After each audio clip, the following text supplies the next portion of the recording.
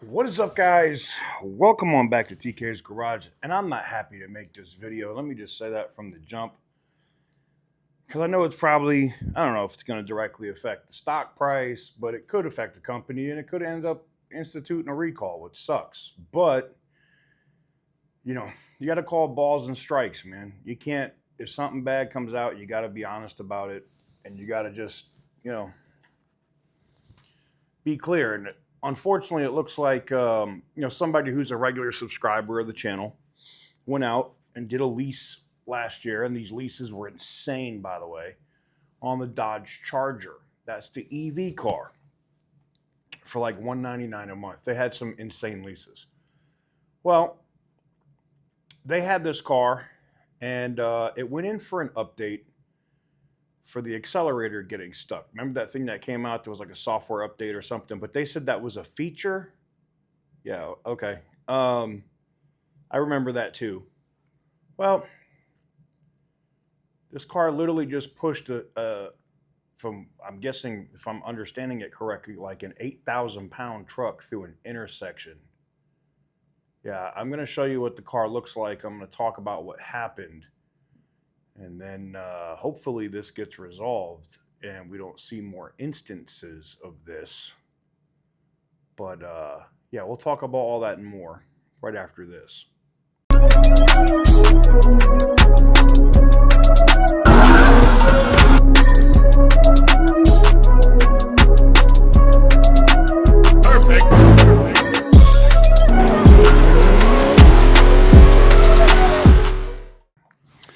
Guys, today is the last day if you're trying to get in on the 2027 Ram TRX and the Ram 2500 Laramie diesel factory deleted truck at the same time with combo entries. You can get in on one, you actually get in on the other with the same amount of entries by picking up anything over at the website at tk'sgarage.com. There's also currently a 100x multiplier up there while supplies last, and it's about 70-something% sold out. So could sell out before time runs out, but at some point today, it's getting pulled, the combos and the multiplier gets pulled down off the site. So if you want to get in on it, now's the time to do it. This is the very first time we've ever done a brand new vehicle totally, and this 2027 Ram TRX is nice. If you want to get in on it, now's the time to do it. tk'sgarage.com. All right, so shout out to my guy Mike, man. He lives down in Florida. It hit me up a while back when he first got the car to let me know about like the issues, the updates, the software things, like different problems and stuff that were happening with the EV cars. Which, by the way, if you bought one of the first ones, the ones that came out in 2025 that were 2024s, there was a shit ton of problems. Mostly the 12-volt battery that they had from the supplier that came from China was shit. Bad 12-volt battery, car bricked. Did the car really brick? No, just bad 12-volt battery. But then there's been other issues. And I know you're going to say, well, the six packs are bricking now too. Yes, I've seen the drives report. I've seen some of the other reporters that are saying that their press cars bricked on them. So that could be a software bug or a software issue that I'm sure they'll figure out. I'm not happy that Stellantis is, from 2024 to basically the end of 25 is basically their software is akin to Jaguar's electrical systems in the 80s and 90s. It's not good. It's not a good look. And in this case, like I said, I got to call balls and strikes. A lot of people think like, don't think I ain't seen the comments. People be like, oh, TK has been bought and sold by Stellantis. You got to be fucking kidding me. Just because I'm invested into the company, right? That's my personal investment. Like, yes, I've invested hundreds of thousands of dollars into this company. That's a fact. Got the receipts. Does not mean like I'm getting a phone call from Antonio Filosa and he's like, you can't really talk about this. Miss me with that shit. That's never going to happen. And I think a lot of the executives have also said that publicly before, where they're like, nah, a lot of people think I'm in the bag for I'm not. I just believe in the brand. I'm a Mopar fan. But I also keep it honest. Just like, the same way they would call me on bullshit, I call them on bullshit. And this situation that I'm going to talk about today is bad. It's not good.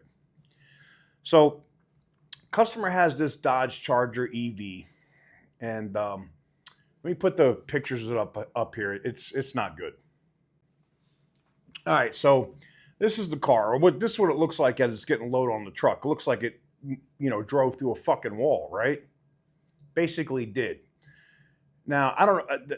I'll have to go back over the complete story, but I believe he said this thing literally, they were standing on the brakes and the car kept going. The accelerator was stuck wide open, full power. It went up the ass of a 8,000-pound truck and then proceeded to push said truck through a fucking intersection.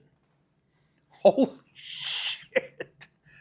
That is not the place that you want to be, right?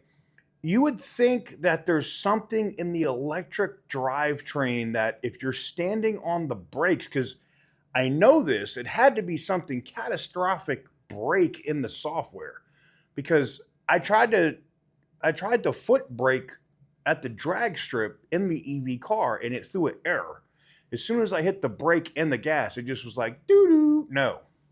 So the fact that they were able to stand on the brakes and the throttle was still stuck wide open on an electric vehicle, that can be some really scary shit. That's instant torque. All of that low-end torque that's coming from an electric motor, I'm sure probably scared the shit out of them. Now, I don't think we're going to see an official response yet from the company. I know that the vehicle was serviced. Did he say Gilbert, Chrysler, Dodge, Jeep, Ram? I believe that's what it was.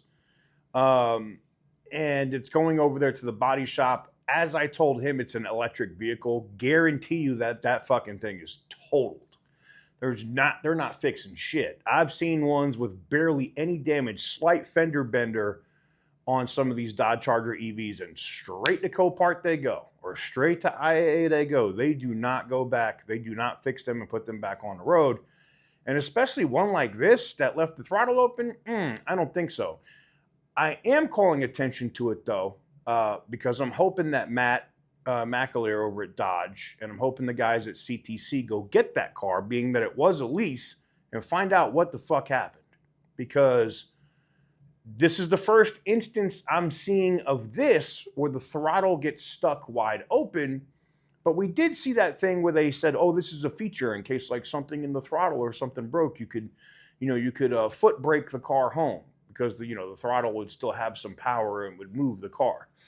I didn't like that response when it happened. And I sure don't like what just happened in this car. I'm hoping that this is a one-off event and just something catastrophically broke. Maybe the drive unit, the electrical drive unit, like got over, because there's instances of things where systems can run away. Diesel, for example. You can have a runaway diesel engine and there ain't shit you can do about it. Unless you can cut the damn diesel to the engine, it will run away and eventually explode. When they get to that point, is that possible in an electric vehicle? I'm not Rich Rebuilds. I'm also not an electric car expert, but maybe with somebody will tag Rich Rebuilds and he'll look at this video and look at that car, or talk to the consumer that had the car. I'll pass on the information if he wants, and maybe they can figure out what happened if Stellantis doesn't want to look at it. I just think it's concerning, because I don't know if an electric motor can run away. Maybe that's what happened. Like power just got stuck to it and it wouldn't let go. And even though they were on the brakes, it was just full power, going balls to the wall. But regardless, I can guarantee you probably attorneys are going to get involved and somebody's going to get sued, because I guarantee you the guy who got rammed up the ass by the, 6,000-pound electric Dodge Charger it's probably like, I'm suing my neck and my back. And I'm sure they're going to be like, hey, the car just did it. So, they're probably going to come after the manufacturer. Most likely. Oh, God, man, the life of an investor at Stellantis is definitely interesting. Whew, Jesus Christ.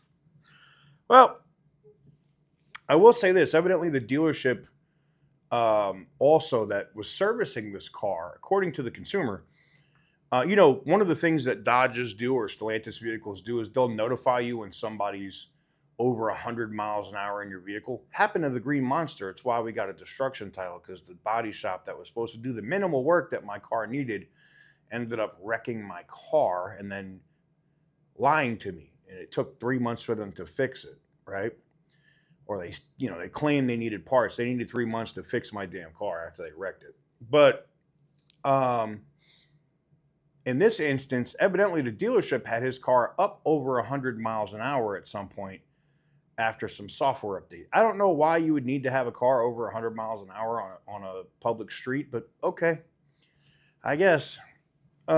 So he did make me aware of that as well, and I don't know if that could have maybe contributed to whatever happened here.